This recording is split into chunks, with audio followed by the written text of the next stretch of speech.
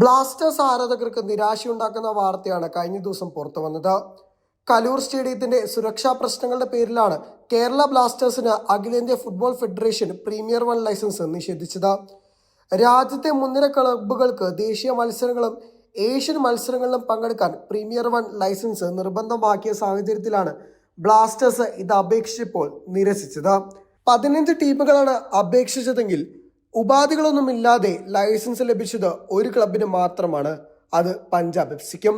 Mumbai city F-C, Bengaluru F-C, Mohan Bagan, Jamshedpur F-C, Chennaiyin F-C, east Bengal ടീമുകൾക്കും licence അനുവദിച്ചിട്ടുണ്ട്. എന്നാൽ ബ്ലാസ്റ്റേഴ്സിന് പുറമെയുള്ള Hyderabad F-C, Odisha F-C, north east United, Mohammedan sporting, ചർച്ചിൽ ബ്രദേഴ്സ്, ഇന്റർകാശി ക്ലബ്ബുകളുടെ അപേക്ഷയാണ് ഇതിനോടൊപ്പം തന്നെ നിരസിച്ചത്. എന്നാൽ ഈ പട്ടികയിൽ ഏറ്റവും കൂടുതൽ ഇമ്പാക്റ്റ് ഉള്ളതും ആരാധകരുള്ളതും ബ്ലാസ്റ്റേഴ്സിനാണെന്ന വാർത്തയാണ് ഏറ്റവും കൂടുതൽ ആരാധകരെ സങ്കടത്തിലാക്കുന്നത്. ഇതിനായി അപ്പീൽ നൽകാനോ ഇളവ് നൽകാനോ പിന്നീട് അപേക്ഷിക്കാം. ക്ലബ്ബ് തന്നെ അതിന് ഒഫീഷ്യലായി പുറത്തുവിട്ടിട്ടുമുണ്ട്. ബ്ലാസ്റ്റേഴ്സിന്റെ പ്രശ്നം സ്റ്റേഡിയം മാറിയാൽ തീരുമെന്നാണ് ആരാധകർ ഇപ്പോൾ ചോദിക്കുന്നത്. കലൂർ സ്റ്റേഡിയം വെറും ഒരു സ്റ്റേഡിയം മാത്രമല്ല, കലൂരിനെ ചുറ്റിപ്പിണ്ടി നടക്കുന്ന വ്യാവസായിക സ്ഥാപനങ്ങളും റെസ്റ്റോറന്റുകളും മറ്റും സുരക്ഷാ ഭീഷണി ഉണ്ടാക്കുമെന്നാണ് AAFFന്റെ വിലയിരുത്തൽ. GCCയുടെ ഉടമസ്ഥതയിലുള്ള സ്റ്റേഡിയമാണ് ജവഹർലാൽ നെഹ്റു സ്റ്റേഡിയം. എന്നാൽ അതുകൊണ്ട് ക്ലബിനായി കാര്യമായി ഇതിൽ ഇടപെടാനും സാധിക്കില്ല.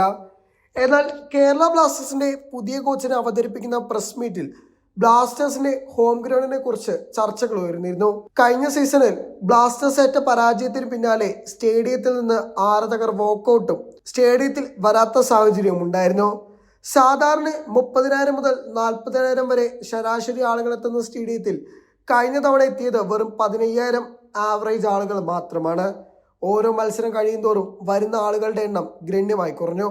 അത് ക്ലബിനെ പല രീതിയിൽ ചിന്തിപ്പിക്കുന്ന സാഹചര്യത്തിലേക്കും എത്തിച്ചിരുന്നു. അതോടൊപ്പമാണ് ക്ലബിന്റെ CEO ആയ അഭിക് ചാറ്റർജി ക്ലബ്ബ് മറ്റൊരു സ്റ്റേഡിയത്തിലേക്ക് മാറ്റുന്ന കാര്യങ്ങളെക്കുറിച്ച് ചർച്ചകൾ നടക്കും എന്നുള്ളത് ഔദ്യോഗികമായി പറഞ്ഞത്. അതിനെക്കുറിച്ചുള്ള സ്ഥിരീകരിച്ച റിപ്പോർട്ടുകളൊന്നും വന്നിരുന്നില്ല. എന്നാൽ ഇപ്പോൾ ആരാധകർ ചോദിക്കുന്നത് സ്റ്റേഡിയം മാറിക്കഴിഞ്ഞാൽ ക്ലബിന്റെ പ്രശ്നങ്ങളെല്ലാം അവസാനിക്കുമെന്ന് തന്നെയാണ്. സൂപ്പർ കപ്പ് കൂടെ പരാജയപ്പെട്ട സാഹചര്യത്തിൽ വളരെ മോശം അവസ്ഥയിലൂടെയാണ് ബ്ലാസ്റ്റേഴ്സ് കടന്നു പോകുന്നത്. അതിൻ്റെ ഒപ്പം ഇതുകൂടി ആയപ്പോൾ ആരാധകർ ഇരട്ടി നിരാശയിലുമാണ്. Subscribe to One India and never miss an update.